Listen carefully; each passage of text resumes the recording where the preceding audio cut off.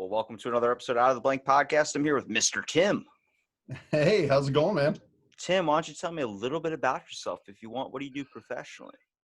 Oh man, so I don't know. How are you familiar with software development at all? Yes. Okay, good. So I work with agile development teams. So typical software development historically is what's called waterfall, where you get a big giant thick binder of all the requirements and you work on it for 12 months and then you turn it in and they go, yeah, this is what we want, or you missed it by a mile, and then you go back and fix things. So agile software development is more of a baby step type way to do it, where you go, all right, I can give you some functionality in like 2 weeks and you tell me if I'm on the right path, and you keep doing that and you iterate over however long. So all of that to say, one of the popular agile development techniques is called Scrum, and yeah, which is weird. It's the wait till you hear my job title. Okay. And so it's called Scrum because the guys who developed it, they thought about those little minute changes that you make. Are you going to tell me you're the Scrum Master? Because I will lose my shit. I am a Scrum Master professionally. No, that's what I do. That's a joke. Come on. Yeah, it's the weirdest job title. And when I tell people who have no idea about development, they're like, wait, what? What do you do? And so, yeah, so I'm a Scrum Master. So that's what I do professionally, man. What do you do in your free time? That seems like it's got to take up all your free time if you're a Scrum Master. No, it really doesn't. I'll tell you what, though, the whole self-isolation thing is murdering me spiritually, because, a big part of being a Scrum Master is being face-to-face with people, making sure you're kind of help coaching through the process and removing blockers, or, if like you have a developer that's like, I've been waiting on this code base for a month and nobody can give it to me. I'm the guy that goes and stands at somebody's desk and says, you know what, I can hang out here all day until you get my guy what he needs. And with us all at home, I can't do that. And it kind of sucks. I can't do it as effectively, I should say. I'm thinking about how when I title this episode, it's usually your name and then parenthesis, whatever it is. And then it's going to say Scrum Master, where people are going to be like, I'm interested. And they click on it. Oh, he's talking about software development, not the other thing that I was thinking on. Yeah. Bait, click. Yeah. They're going to be like, is he a rugby player? And then if you put a picture of me, they'll go, that guy's not a rugby player. He's fat. Yeah, you're a rugby player for sure. I would not want to go head to head with you. I can tell you that. No, so that's what I do professionally, man. I, for my day job, I'm a Scrum Master for a healthcare company. I will say one thing about the healthcare system. I've always had a huge problem with it. I'm kind of dealing with something now where I had a problem with it, but I went to this court case and everything's been delayed from COVID, and I've been waiting. It was set for months in July after calling and nobody answering. I finally got this date. I get to the courthouse, which is about an hour and a half away from where I was supposed to go. I was taking my insurance there. I was like, we're fucking going to court over this. I jumped through all your hoops and you denied me the medication. We get there. Right. They weren't taking any appointments. They had everything closed down because they were in a fear of a second wave. I literally broke down at the courthouse, was just like, I can't believe this. And I was just like sitting on the curb, like with my hand in my, holding my head in my hands and just like, I don't know what to do right now. I'm so like lost. And some woman grabbed me, brought me inside, started talking to me. She called my insurance multiple times because they were supposed to give me a day to reschedule. Never did. And it was social services. And they said, okay, we're going to pay for your medication. So they have a small amount in their budget. They did it for the month, which helped, but they have a small amount in their budget that they can spend, and it's under $300. My medication was $546. Holy cow. So she said, you look like you've had a really rough time, much like everybody has, but I'm going to do this for you. And she did it. And I was like, that's where I give the healthcare system my restored faith that there are people out there like yourself that are out here for the people, helping people. Yeah, that's boss as shit, man. That's awesome. And then I said thank you, and I went to go hug her, and she gave me the elbow handshake. And I was like, oh, right. Denied. Yeah. She's like, no. I don't know where you've been. You're already. I'm like, dude, I'm dying of something else. Give me a hug. Bring it in. And the security Oh guard's yeah.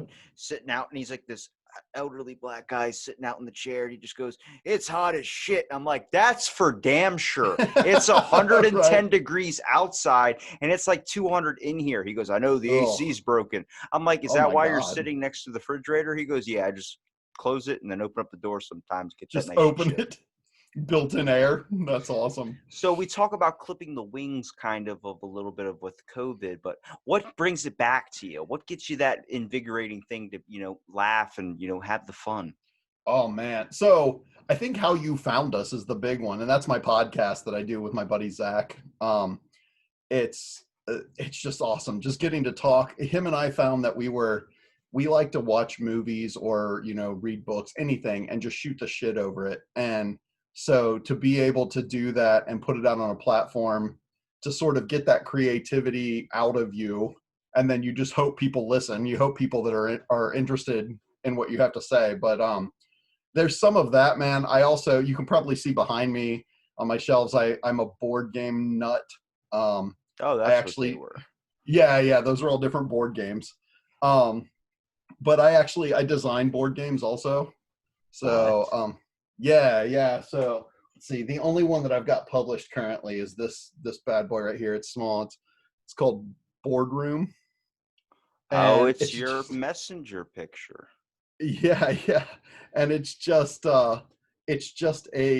a party type game that you play at work. So, um, Wait a yeah, minute. Working games? That's not how yeah, this goes. I know, right? So yeah, I designed that. Some friends of mine and myself were talking about how you could play a game at work because we're in a lot of meetings working in software. You're in meetings a lot. And so we were like, man, how could you play a game at work? And so we were like, could it be on a smartphone? I was like, nah, because you get shit canned for having your phone out during meetings. So I went home and I threw together the rough idea of it in a weekend, but then I refined it over a few months. And it's pretty simple. It comes with a handful of dice, and um, before you go into a meeting, you roll the dice, and those tell you what you have to do to score points during the meeting. So it's things like So you call really only know you're playing the game or whoever's yes. involved, and people are like, why is he blinking so fast in this approach all Yeah. the time? And I mean it's things like cough anytime somebody uses like a buzz phrase like win-win or synergy or something like that. Like you get a point each time you do that. Things like get your shoe and sock completely off and your barefoot has to be seen by somebody who's not playing for it to count, and things like What that. board? And I'm you thinking board meetings like professional, like we're here to yeah. talk business and stocks. You're Oh telling yeah. me you're willing to go like that? Does it create humor in the room? So like, It eh, does. And well, okay, and the weird thing is I've told certain people about it who are like, man, if I ever caught my employees playing that, I would fire them on the spot because they're obviously not paying attention. And I'm like, the craziest thing is when I play tested it, I paid more attention in those meetings than I ever have in any meeting because you're constantly looking for a way to yeah. get to score points, Well, you're also afraid if somebody catches you, like a boss or something, like, why do you have your fucking, are you trying to play footsies with me? It's the double tap on the floor in the bathroom Yeah, stall the and the bathroom stall. slide. That is the best. Yeah. I got a story about that. So I didn't do it, but I used to go where my school was at. My college was about an hour away from where I lived, so I would travel up there, and I would get there early. And my class times was like I'd have an 8 a.m. and then I'd have a 3 p.m. So you had all Right, that fucking layover unless you wanted to right. go home or do this. So I was like, I'm just gonna go shopping. So I went to Walmart, went to Ross, tossed out a couple dollars on some fancy clothing, was like, I'm gonna fucking hit the town. And then Right. I go to this bargain store called Ollie's, and it's like Okay. everything you can imagine and more. It's like whenever a place shuts down or anything gets like, it's like Costco. Like you can buy an eight Yeah. pound thing Yeah. of Nutella. Like what the fuck at Right, any right. point in life. And I went into the bathroom stall and I was like, I have to go to the bathroom like really bad.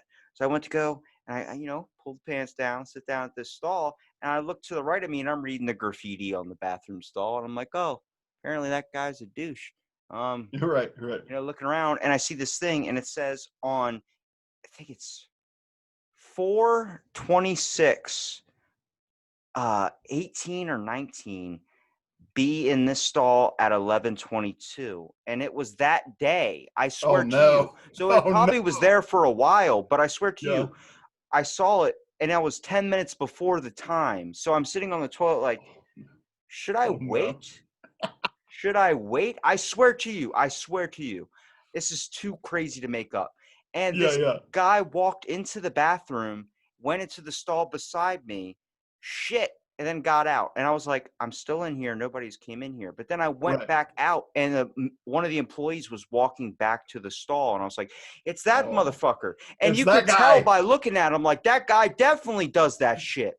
And Yeah. nobody was he in had there, a so he he had walked a right back spring out. in his step. He's like, Yeah.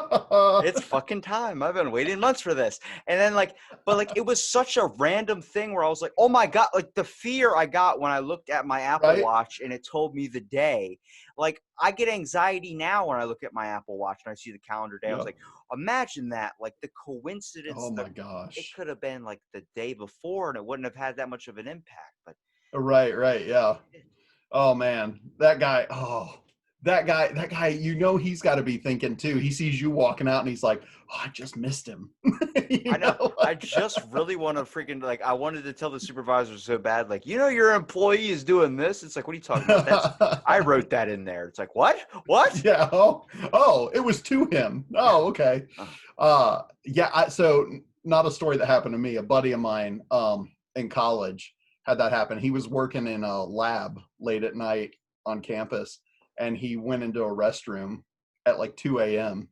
and somebody came in and got in the stall right next to him, and he's at first thinking like, that's odd, like there's almost nobody here, and then suddenly under the stall wall, just fully erect penis. And oh he's like, I don't know who you are, but I'm not interested in that, so you need to pull your pants up and leave. just put a And he said toilet they just paper roll on it. yeah, yeah, do you need that? Or Do you need he said they just backed it back to their side of the wall, and he heard the pants pull up in the zipper, and they walked out of the bathroom.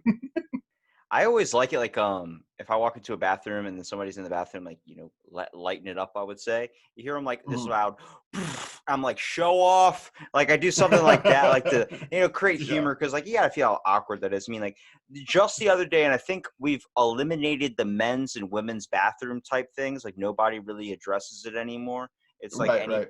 you go, it's too afraid to ask a question if somebody's, what they identify as. So, You're right, right. I went into a Wawa, and I don't know if you have a Wawa out there, but No. it's like a gas station. It's pretty good. They Okay. got they got Okay, great, cool. they got great subs. Hoagie Gotcha. Okay. Fest. Oh man. Nice. But Nice. I went in.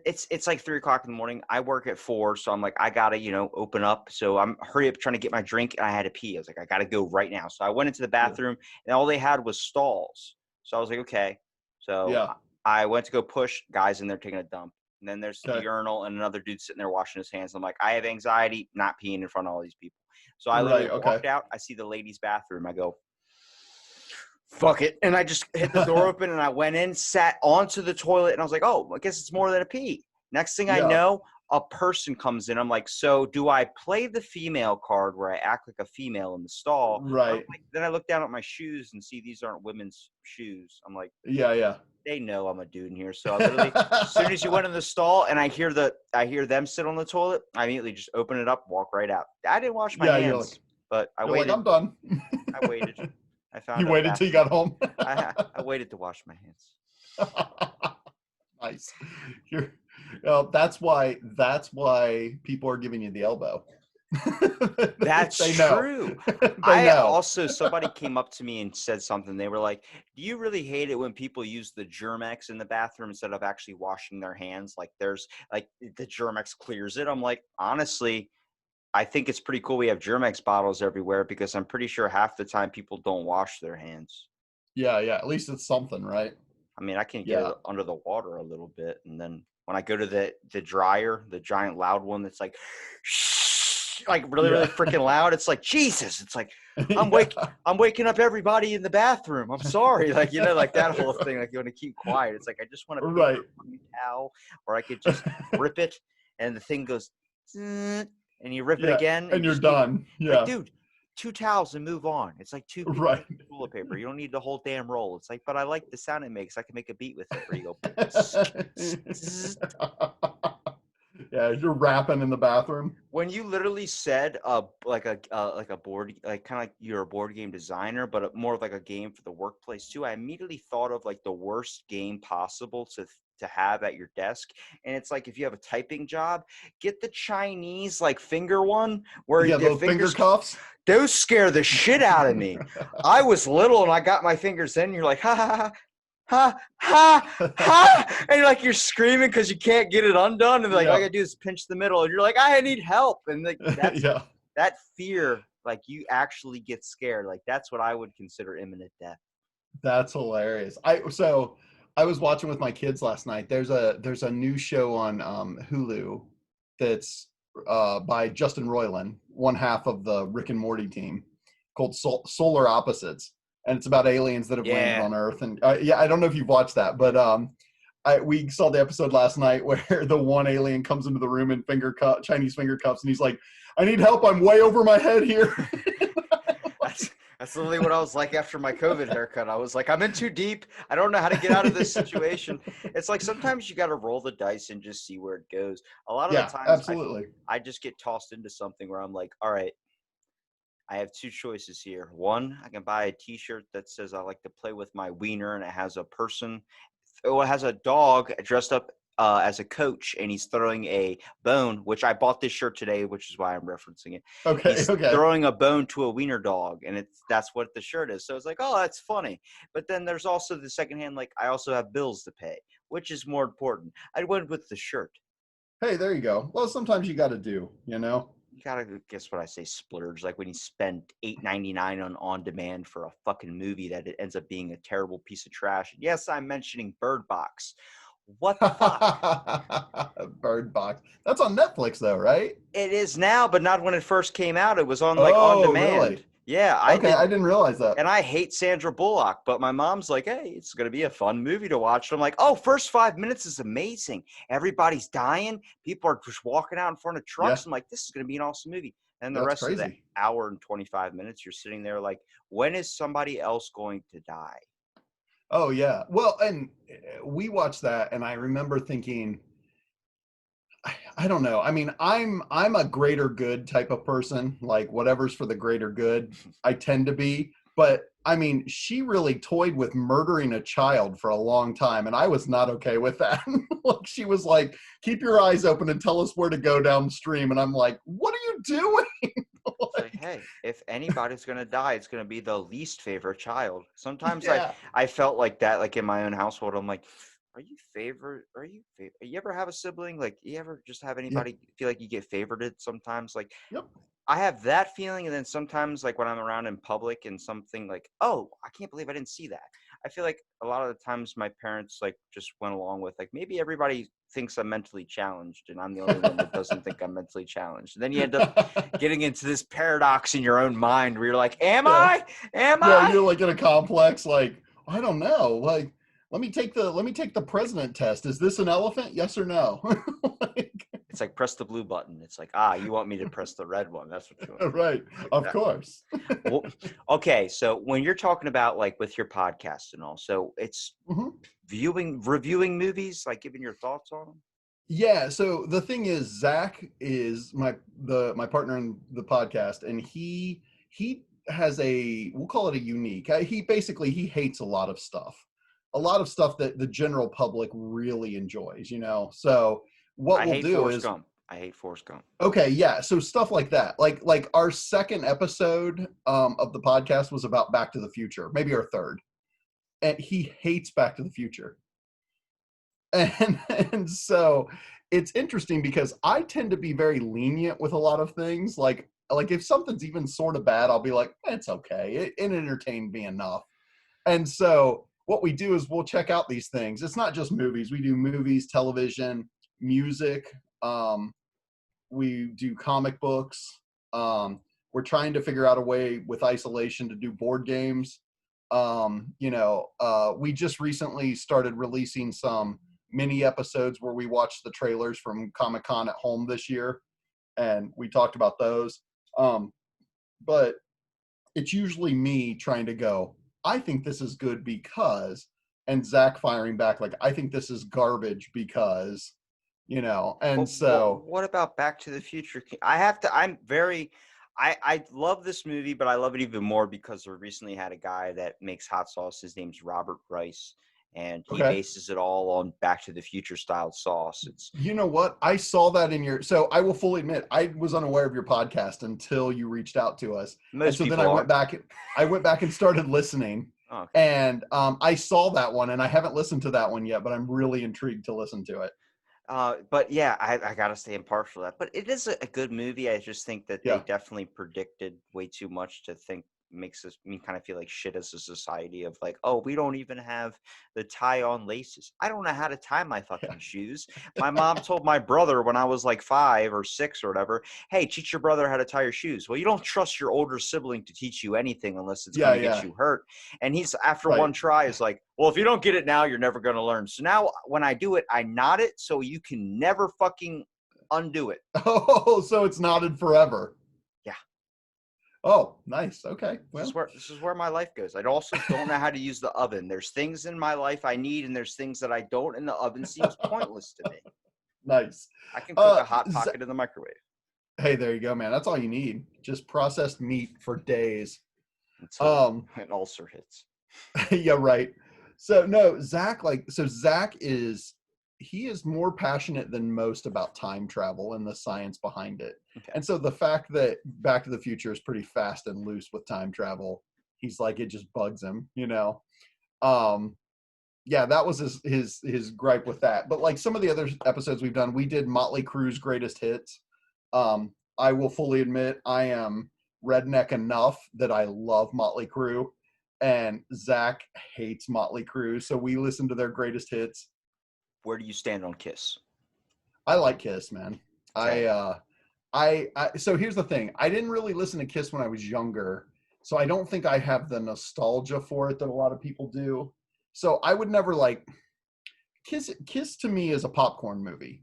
Like I never watch, I wouldn't go into, let's say The Transporter and go, this is going to change my life. But I'll watch The Transporter and I'll eat a bag of popcorn while I'm watching it and I'll have a fun time. That's sort of how I view Kiss.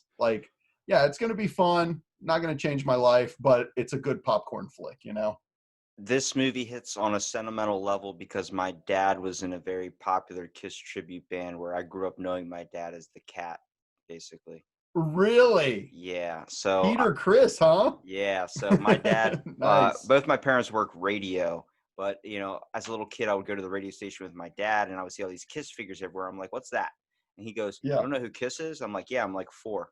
What do you mean? And he goes, I think I messed up as a dad if you don't know who Kiss is. And then he bought me a Kiss toothbrush, but everything was Kiss, Kiss, Kiss. And then he met them. Okay. He's in a commercial with them. Oh, nice. That's pretty awesome. They needed a stunt double for the commercial because the guy, I don't think it was Peter Criss at the time. I think they had a different person covering for him. Okay. Didn't want to do the drum set scene where they had the drum on the back of the truck and the guy had to drive off while playing the drums. So my dad did that for him. That's awesome. But yeah, I grew up watching, seeing my dad just in a Kiss outfit. I'll send you a picture of me as a chubby kid with my dad. That's awesome. Yeah, send that over, man. But yeah, so I stay impartial to that. But when it comes to the greatest rock band, who would you consider has the greatest music? That's a tough one. Oh man, that is tough. That's tough to say. I mean, greatest rock band of all time. I mean, Queen's got to be up there, right? Yeah. They're so iconic. Yeah, I mean, they've got to be. I would probably throw my lot in with Queen as being the greatest rock band of all time. I think they picked up a lot more trending though now. Yeah, they really have. Yeah, oh, definitely. A whole new generation that doesn't even know Queen now knows them because of the movie, I will admit my kids knew them anyway, but after seeing the movie especially, they were like, this band's awesome. And I'm like, yeah. I mean, you got to give it up for the Stones and the Beatles, the biggies that everybody knows, not my favorite bands, because I'm a bit of a metalhead, but but definitely I would say some of the best rock bands ever, you know. What would you consider metal, though? Because I was about to toss out Avenged Sevenfold for metal, and I don't know if you would consider that metal. So That's like Avenged the Sevenfold. Nickelback of metal. It hurts me to hear you say that, but you're not wrong. They're one of my favorite bands, honestly. Same, same. Avenged Sevenfold. I love Avenged Sevenfold. Back in the day, and I mean, I still like them, but most of their original lineup is gone. I like Power Man 5000 a lot.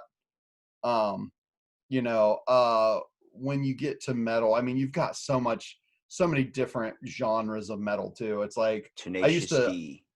Tenacious D is awesome. Dude, their Um, song, The Metal, oh yeah. inspires one of my favorite game that everybody hates, which is Brutal Legend. So I've never played that. I've almost bought that game probably 24 times and just never pulled the trigger. Do you like Tenacious D? I love Tenacious D. You would love this game. So I bought this game when it first Okay. came out, and I was probably 14, 15 years old. And it's me and my buddy, and we're like, oh, it's a rated R game, whatever. But we're used to blood and Right. Yeah. Yeah. gore and all this stuff. And you're in hell fighting, and Ozzy Osbourne is the king of metal, and he's like giving you all these great, Oh, basically nice. like music there. It packs such an impactful thing to the world where you can like strum your guitar and create a car out of like thin air and shit. It's like it's this whole That's fake awesome. lore and story behind like how Tenacious D has, but with metal. And Okay. so we're playing the game, and it's the dude is a roadie. And this one guy's like throwing Right. guitars and banging them up everywhere, and the guy can fix them real fast. He's like one of the best roadies out there, and it's Jack Black. And it says on the screen, the dude's climbing up on this building. He's about to jump off. And the guy goes, "Are you?" And it stops. And it says, "Are you okay with cussing? Press X. And if you're not, press B." And I'm sitting with my buddy at 14 years old. And Right. his family is literally in the kitchen. So it's like all open family room. And Yeah. I'm like, dude, just do the cussing. Like, what the fuck? Like, it's not going to be that Yeah. bad. And he Yeah. hits Right. X, and it goes, "You stupid mother." And it's just F bomb, F bomb, F bomb, F bomb. The Right. kitchen goes silent. You hear the forks drop and hit the plates, and they just look over at us. And I'm like, "Find the remote." And like, we're just like running around trying to turn it on mute. But dude, you would love that game so much. Okay. It is the funniest, craziest thing in the world. But a lot of people hate it. But that falls with a lot of things. Like, I don't like Yeah. Forrest Gump, only because of the factor, like, there are good moments to it. I get it. But it's also like, it's too everybody loves it, I would say, which to the point Right. where I'm like, all right, it's not as good as that. Life is a box of chocolates. I Yep. get it. But it's also about a woman that has AIDS that infects a mentally challenged guy and then ends up having a Yeah. kid that is probably a carrier of HIV that no one ever Right. fucking thinks about. Like, what about Nobody that talks side? about that, right? Yeah. Yeah. Or his mom banging the principal or whatever, the superintendent. Like, Is that wrong to get your kid good grades? oh man, I joke with my wife. She doesn't think it's nearly as funny as I do, but I'm like, if I was a single parent, I would just work out every day. I'd make sure I was in peak physical condition, and I would use that. Like, if a kid picked on my kid at school, I would be like, I'm gonna try to sleep with his mom. So then I could Yes. just be like, Yes. hey, anytime that kid picks on you, just tell him that your dad had sex with his mom. And then Like, you find out the guy has two dads, and you're like, all right, gotta do it. I'll bite that bullet, man. I'll bite that bullet if I needed to. Just tell your son, one day you're gonna know how much I did for you. That's right. That's right. Yeah, no, it's funny. My wife doesn't think those jokes are nearly as funny, but yeah, so yeah, I'm gonna check out Brutal Legend, man. I think you've convinced me. Like I said, I've almost bought it. Like, I've had it in my hand at the GameStop probably 24 times and then just sat it back on the shelf every time. What would you consider the best, or not best movie? What would you consider a crappy movie that, or a good movie that your co-host thinks is crappy, Matt? Oh man. A movie that Zach thinks is crappy, Not but Back to the I like. Future, but Right, right. is there another one out there where you're like, it could be? So we ended season 1 with a back-to-back episode on Infinity War and Endgame, the two Avengers movies. He does not really like those. He hates Infinity War. He thinks Endgame is just okay. Endgame has its moments. I can kind of agree with them on that, only on the concept of when I first saw Endgame was on my phone. So that's not how you ever want to watch a movie like that. No, not at all. But I felt like for 3 hours I couldn't be in a theater because of just having to go to the bathroom. I'm that type of guy where I'm like, excuse me, can you scooch in? I gotta get by. And so I get it, but it does have its funny moments in it. Yeah, yeah. It's just Now, and I will say I am that way. You talked about how everybody loves something like Forrest Gump. Everybody loves it and it gets talked up for you. I'm that way with the movie Avatar, the James Cameron. Everybody told me how phenomenal it was and it'll change your life and you'll see God, and I didn't see it in the theaters. And so I bought the Blu-ray because I was like, if it's that good, I'm going to want to watch it multiple times. So I bought the Blu-ray, came home and watched it once, and I was like, well, I guess I never have to watch that again. I look at that and so everybody movie, loves that movie, and I just don't get it. I look at that movie on the concept of like, if you look at you ever see The Lion King? Well, when I grew up, like when you're going through the little transitions to man, you know, it's like the same thing. You start seeing the blue aliens have sex and you're wondering why you're hard. You're like, is this turning me on right now? Like, that's like the same thing. It was just an awkward movie for me. I'm like, I don't understand. Is this something I like? Is this a new side of me? You're like, I'm never going to know that because I don't have a ponytail. Yeah, I'll never. That's what sex is like. You know? But all right. So a movie that is considered trash that a lot of people hate that I really really love is called The Happening with Mark Wahlberg. Oh, where the plants kill people. Let's talk about that. I did not like that movie. Nobody fucking does. It's like the Green Lantern. Nobody does. I love the Green Lantern, but even the actor that plays in Green Lantern shits on it. Yeah. I'm like, well, you know what? Yeah. Call me old-fashioned. Oh man, that sucks. That's funny. So The Happening. So what does it for you with The Happening? What do you mean? Like, why do you enjoy The Happening so much? People just dying everywhere. I mean, not just it's just that. Just the scene with I'll never look at a lawnmower differently. Whenever that dude just laid up in front of that thing, and it reminds me of that was pretty. Song. That was pretty messed up. There are a lot of really just like, oh my gosh, it's what Bird Box started as, like you mentioned. That's what I said. I love the couple first minutes, but then what's interesting about that is I actually got more respect for the movie now of The Happening because of an article I had found when I used to do a spinoff of this podcast called Fill in the Blank, which was you talking about specific topics. Yeah, so, and I'm going to watch that because I saw the Pastafarian one. Yeah. And I want to listen to that so bad. That leads another route down. Mia was getting arrested at my MBA for trying to get a picture with a pasta strainer on my head. But that's another time.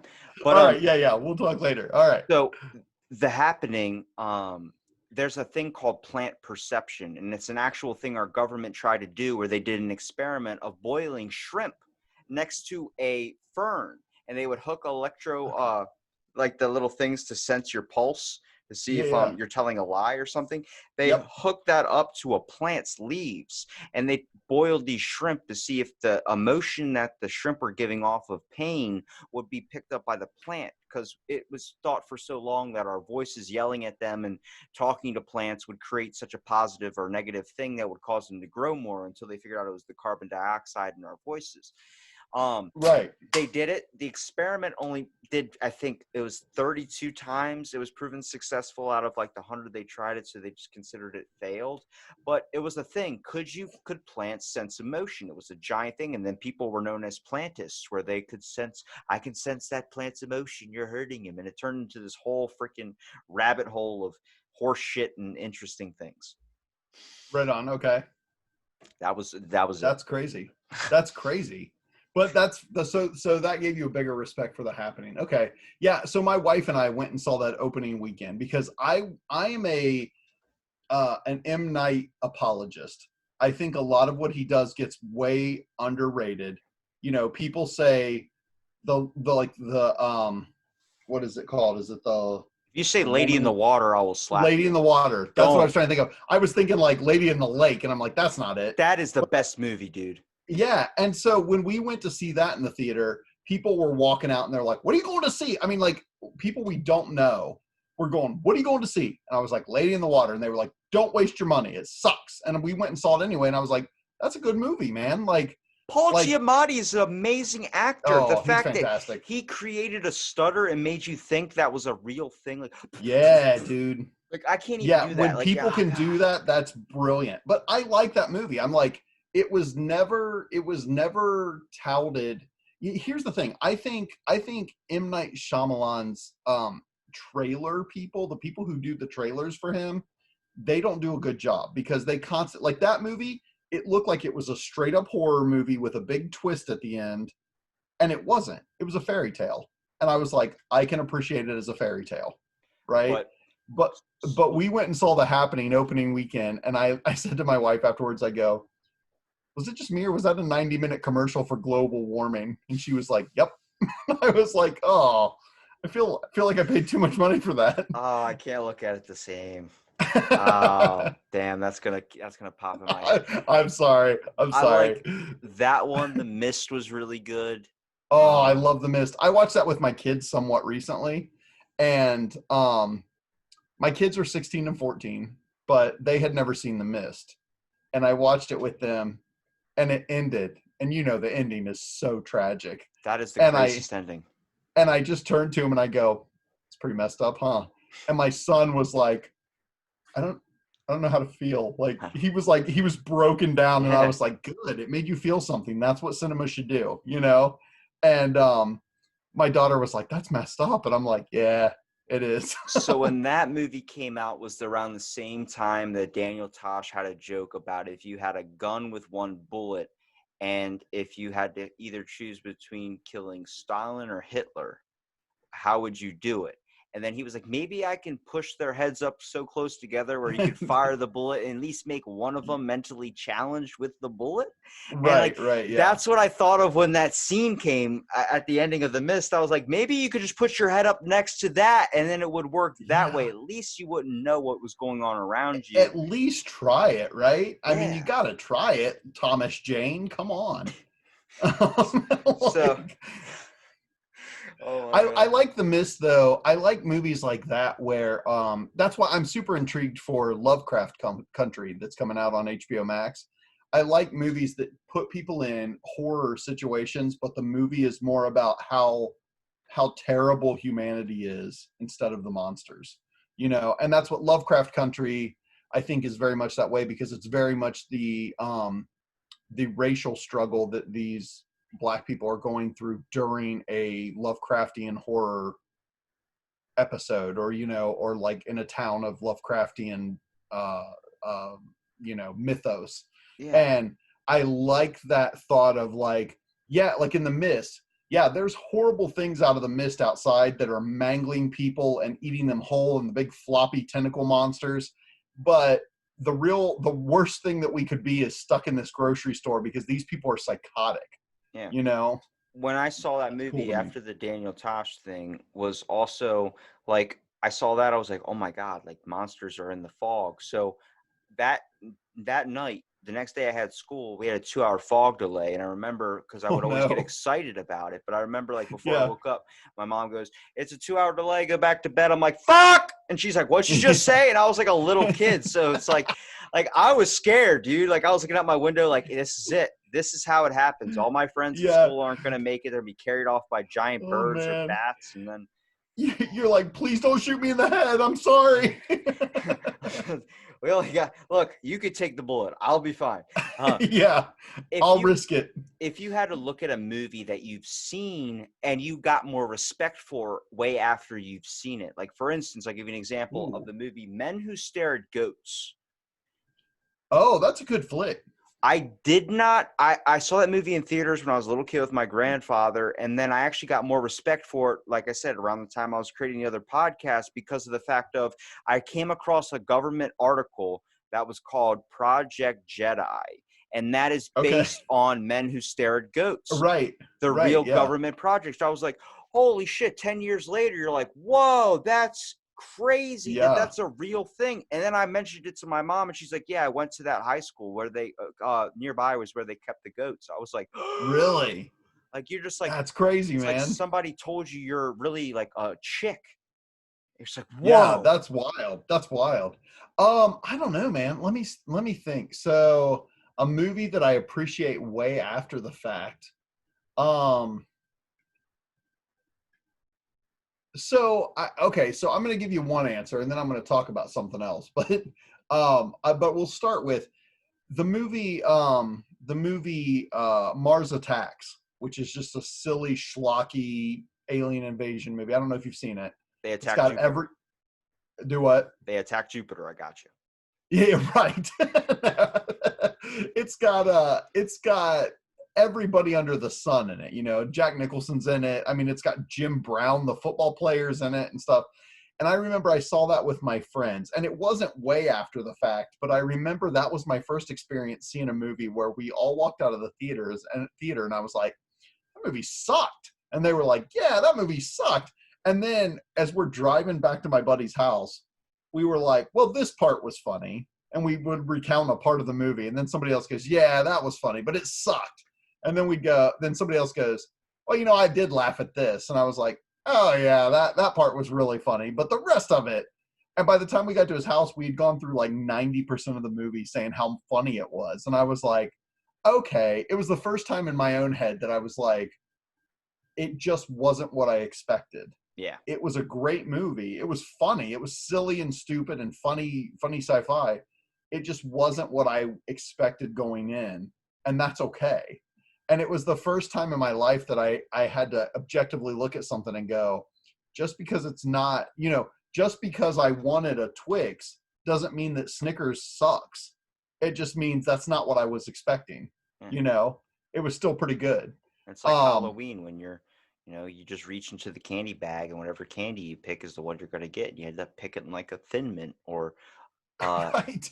Something that's not so good. And then you get the one woman that hands out like the caramel popcorn balls. You're like, that fucking break a tooth on this. Or toothbrushes. Who hands out toothbrushes?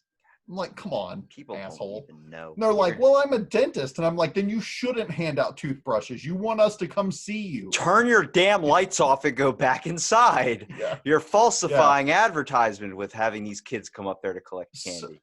So quick tip to anybody listening. I've tried to get my wife to do this multiple years because for a long time, my kids are older now, but for a long time, we would take the kids out for Halloween and we both wanted to go. So we didn't want one person stay home to hand out candy. So she would always go, I'm going to put out a bowl with a sign in it that says, please take one. And I'm like, kids aren't going to. And she's like, I know, but I'm going to at least try. So my thought was, why not just set an empty bowl out with a sign that says, please take one. And then the first kid is just like, asshole to this non-existent kid that went before them and took everything. And then you don't have to buy candy. That is fucking genius. But then now I'm thinking, you could say that and people are like, I'm going to try that this year. Are you going to be able to try that this year? Because is Halloween going to happen? Probably not. No, probably not. I mean, and I joke because that's a really shitty thing to do. Part of me wants to do it. It's fucking smart, dude. It is smart. If I had a Ring doorbell where I could record kids coming up and just seeing the look of disappointment on their face, I'd probably do it. Not that I don't like kids, but I don't really like kids. I get like that sometimes. I see a kid in the store like freaking out with like a giant psycho attack, and I just look at the dad or the mom, and I'm like, just could have said no that one night, right? Yeah, right. Could have all been avoided. Yeah. I look at people and I'm like, I have a really dark sense of humor a lot of times. So I'm always like, oh, you don't live in a second story house. You can't kick somebody down the stairs. You ever heard of a hot car? Yeah, right. You don't have to deal with this. That's one thing that's missing from my childhood is the fact that now kids are never going to know what it's like when your parents smoked in the car and you had to roll the window down and try and breathe out the window. Oh yeah. Or like the whole the whole riding in the front seat when you weigh 15 pounds and you're just bouncing around the seat as they take turns at way too fast. And like, now it's like your kid has to be strapped in like they're going into outer space on the shuttle.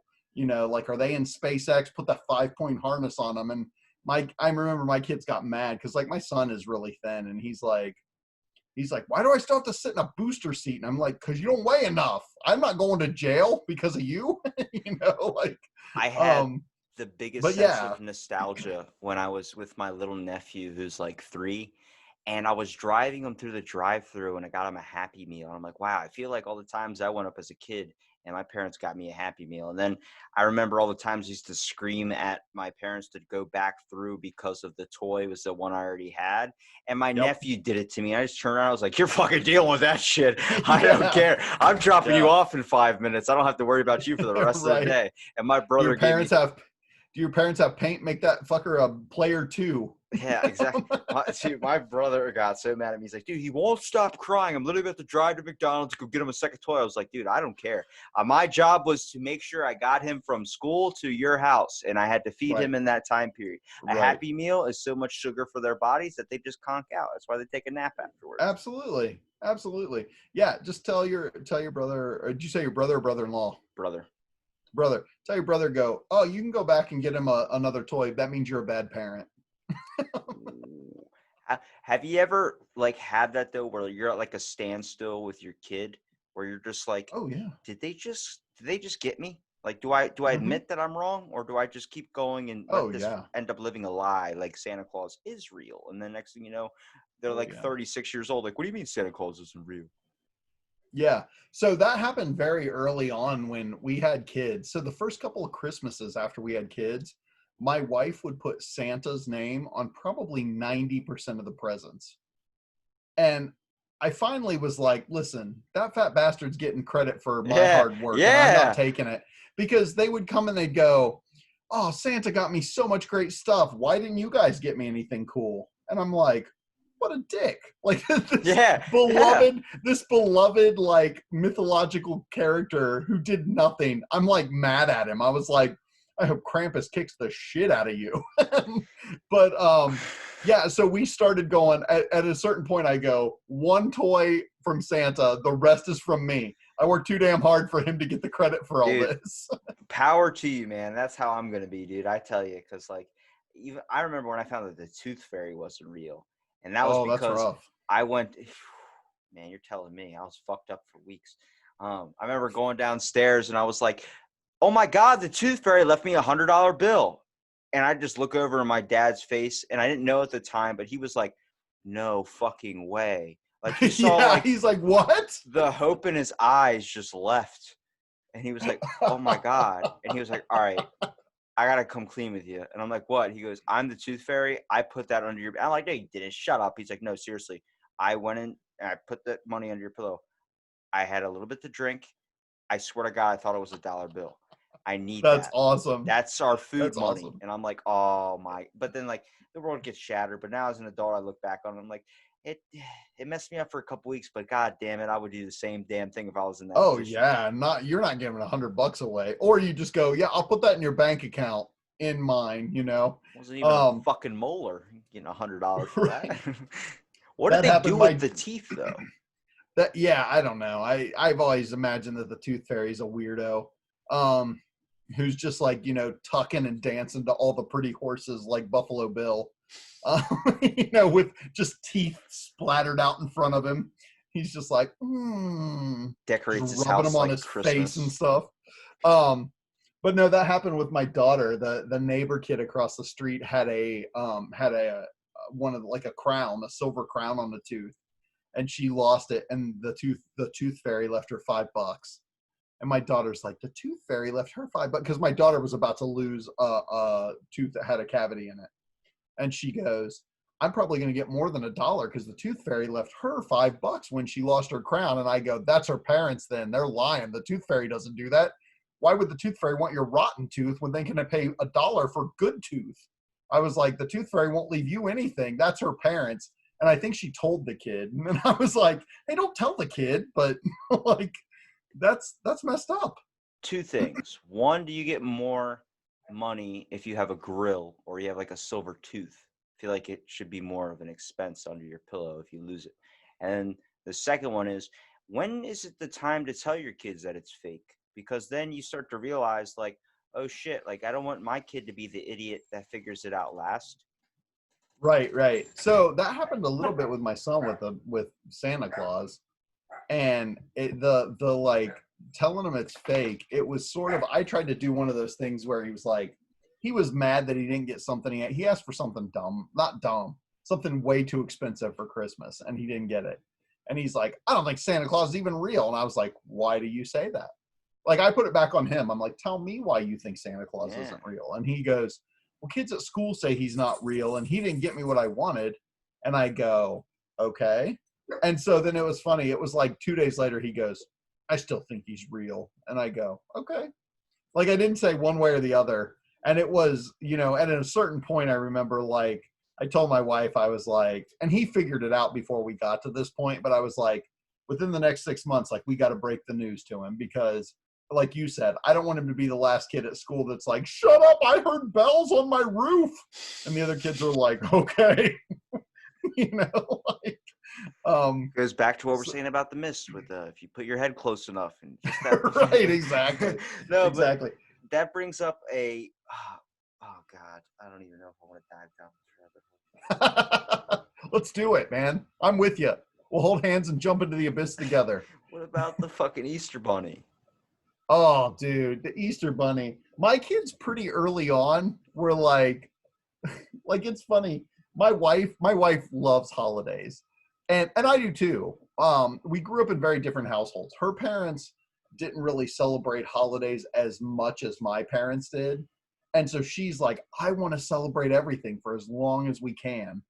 And it was earlier than the other two, even earlier than the Tooth Fairy and Santa Claus, I believe, that my kids were like, will you stop hiding the Easter baskets in ridiculous places? Like, we need to find them quick so we can get our candy. And my wife's like, I didn't hide them. The Easter Bunny did. And they're like, okay. So they both figured that out pretty early. I remember when I already knew it was fake, the Easter Bunny. And at my grandparents, like my grandma would always hide money in like a golden egg or something. And she would hide a couple of them because there's a bunch of us little cousins running around. And I remember one time she's like, I hit $100 bill in one of the golden eggs if you find it. And I knew that this was all bullshit.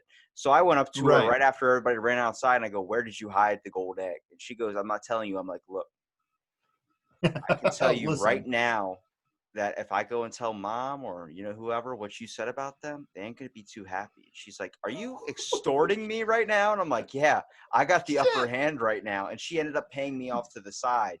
But no, seriously, like I was like, well, I had the whole thing saved. Like I've been banking on this motherfucker for a long time. That is awesome. This is my calling card. About to play my ace right now. That is fantastic, man. I had to sit at the dinner table though because she cooked a food I didn't like, and it's back in the day when you're like you're gonna literally sit there all night until you eat. Yeah. You don't get to leave. It's weird. I appreciate my parents so much more now that I have my own kids because I've realized they always, when I was a kid, my parents would be like, sit there. I don't care. You can sit there for 2 hours. I don't have that much patience. 20 minutes in, I'm like, just get up from the table and go play a video game or whatever. And I'm like, man, my parents, like they really stuck to their guns. Like they would be like, I didn't used to like onions at all. And my mom would be like, I don't care. Sit there all night. I don't have to do dishes right now. And I'm like, what? And I just don't have and I would whine and she would like just not give in. My kids, I don't know. They've broken me, man. Like they just go, oh, why can't I just not eat? And I finally just go, I don't care. Just go do whatever. Get away from the table. Shut the fuck up and go, right? Yeah. I'm trying to watch TV. I hate fucking meatloaf so much. Right on. My dad's like, you don't hate it. You just got to put ketchup on it. I'm like, you're drowning it in ketchup. That means it doesn't taste good. And, right. But I remember my grandfather was like, that was the whole lifestyle. You had to sit at the table and finish it, whatever. And I remember he worked at the hospital, at BB Hospital. So you go to work at 3:00 in the morning. He would come out and I would still be sitting there. He goes, you're still sitting there? I'm like, well, you told me to. He goes, yeah, but we went to bed. You could have got up and did whatever you wanted. He goes, start thinking with your head, dude. But this is the question I wanted to ask. I remember now. Sure. Have you ever been told something and then forever now you always think of that? Like for an example, my grandfather, I was staring at, like I would always, like when we're driving, I would stare at people, like you'd see people mowing their lawn with like a push mower or something. And I would look at the lawnmower, and my grandfather goes, "Don't do that." And I go, "Why?" He goes, "Because a buddy of mine was looking at a lawnmower one time, and a rock flew through his windshield and hit him in the eye. Now he only has one eye." And I'm like, Oh, geez. so now I freaking, every time I see a lawnmower, I immediately turn my head to the side. I'm like, if anything, he said it's going to hit me in the back of the head, and then that'll be okay. But then you start learning that the back of the head is actually where your sight is. So you're like, right. Oh shit. Right. I'm screwed either way. Yeah. So, man, I don't know. Anything that somebody has told me that I still hold on to. If you toss out something about Jesus, I'm going to laugh. So it's funny because it's funny you mentioned that. My mother, I grew up in a very conservative Christian household. And my father, I found out before I was born, used to be either damn near an alcoholic or was an alcoholic. And so my mom growing up was like, alcohol is always wrong. No ifs, ands, or buts. And it's funny because as we've been talking, I've been having some rum and Coke. But I've been having Powerade, electrolytes. There you go. Yeah, you're doing a healthy thing. I'm not. But it's funny because her and I argued over that for years. And then just recently, she actually called me up and said, "I need to apologize to you." And I go, "Why?" And she goes, because I would always throw out conservative Christian household. I would always go, "Jesus turned water into wine, Mom." And she would go, "No, it was different. It was just like grape juice back then. It wasn't Taking a alcoholic." little extra and I go, sips from the communion there, Mom.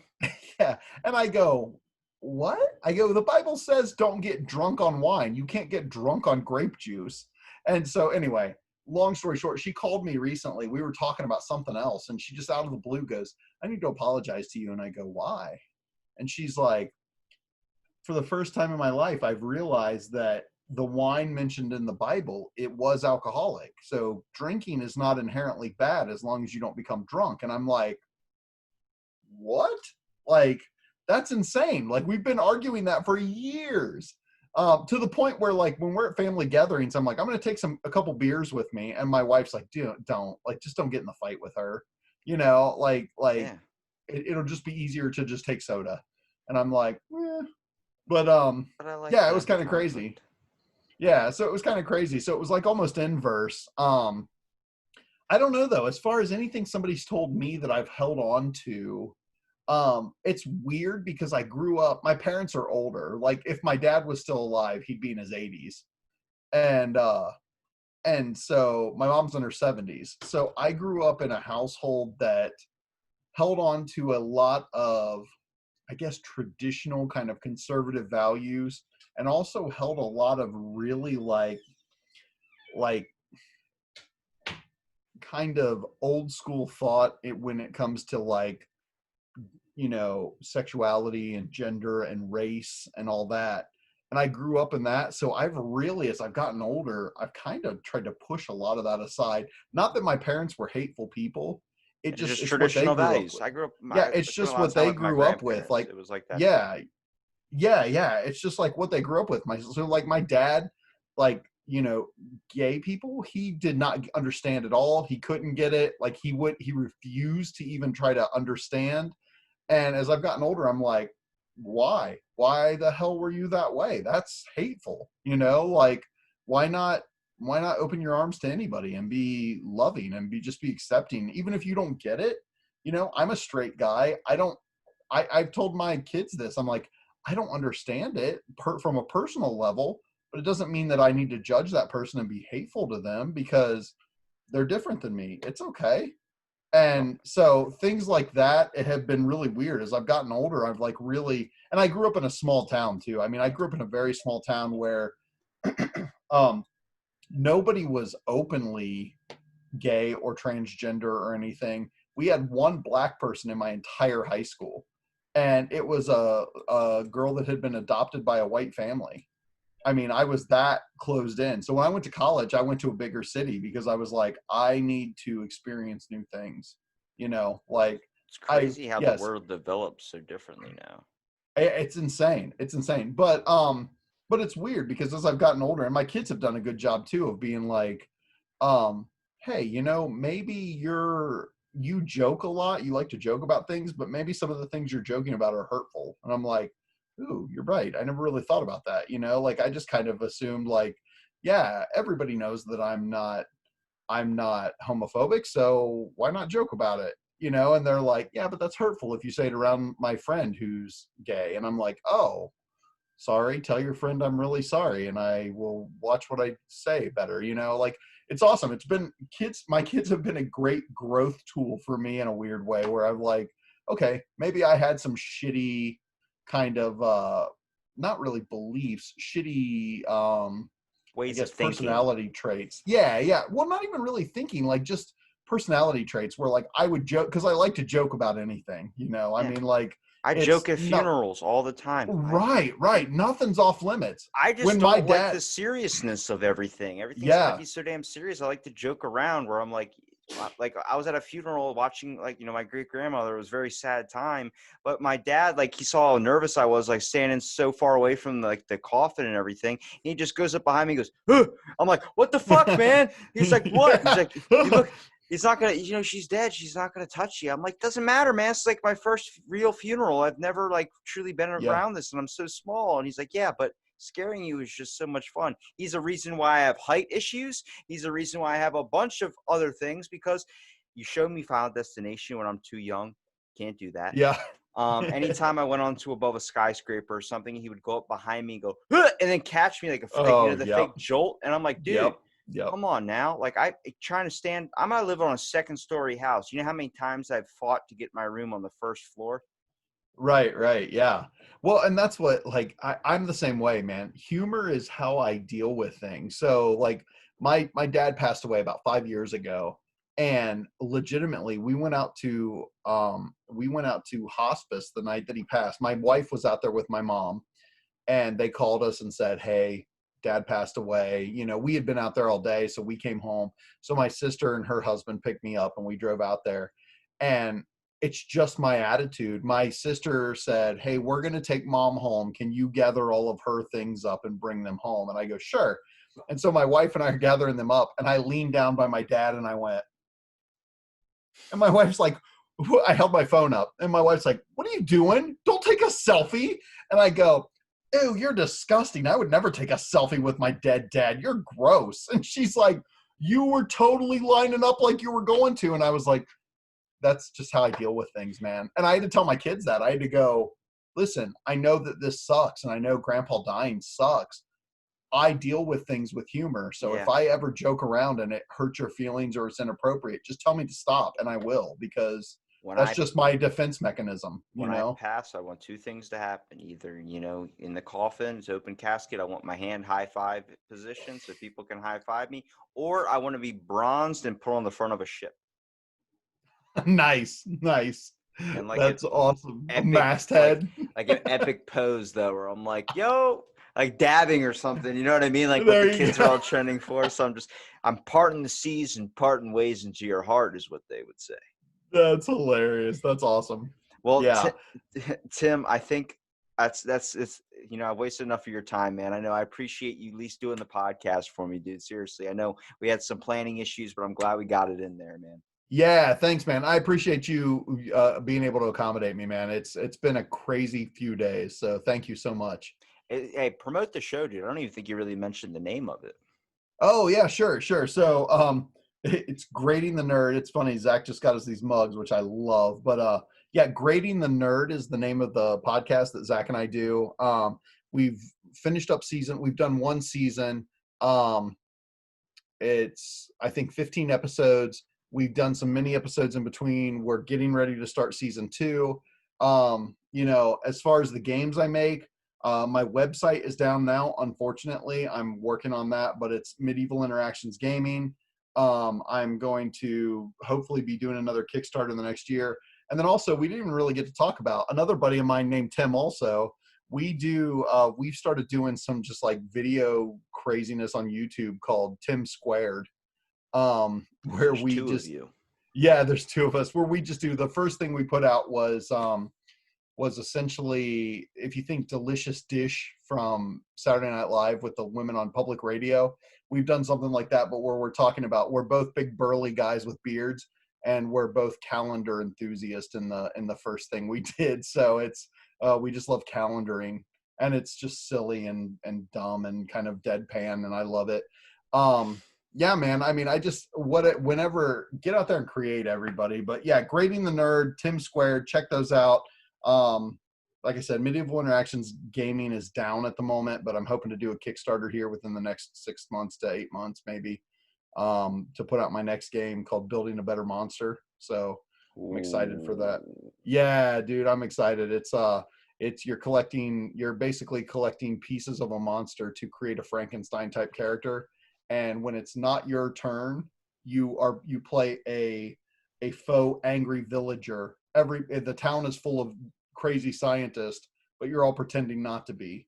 So your angry villagers trying to shut down the guy whose turn it is. Can I So recommend a really good game that you should try and figure out how to make an idea to turn it into a newer version of it? sure, There's a absolutely. game I used to play all the time, and as kids, you always went to the store with your parents. Go to the grocery store, you got to get dragged along there with them, and they got to watch you and all this stuff. There's a game called Scanners, and you would take this little Okay. handheld thing, like a little Game Boy, and you would scan barcodes of items, and you would get a random monster depending on if you scan the right item. So you're searching all around the store, scanning every single barcode, Really? and you would get a monster randomly on your phone. I would scan hundreds of items and get like one monster, maybe. Dude, that kept us so busy the whole entire time. We didn't bother our parents. That's something that needs to get brought back today, where you would Dude, start. that's awesome. Yeah, but it probably pissed off the people that worked at the store because we'd never put the item back in the right spot. Right? They're like, what the hell? This motherfucker No. found a monster in the damn oats. Scanners. I'll have to check that out, man. That's pretty awesome. I actually tried to order it off eBay. It's like $40. Some dude's selling it. I'm like, does it work? He goes, no, it's just for show. I'm like, what the fuck's the point of Yeah, selling it? why would I buy it then? Not a Yeah. collector's edition. It's a fun game I want to play. Like when you got the Happy Meal toys that had the game, like Sonic. Right, exactly. That's awesome. Yeah, man. So that's cool. I will fully admit, I did not even get to delve in with you. I wanted to ask you tons of questions about podcasting because I Well, noticed you that know you what? put out something every day, which is insane to me, but awesome. I appreciate it, man. Consider it like a form of therapy, and as you can tell by the episodes, I have a lot of issues. Right. But no, dude, that's perfect. We can save it for the end.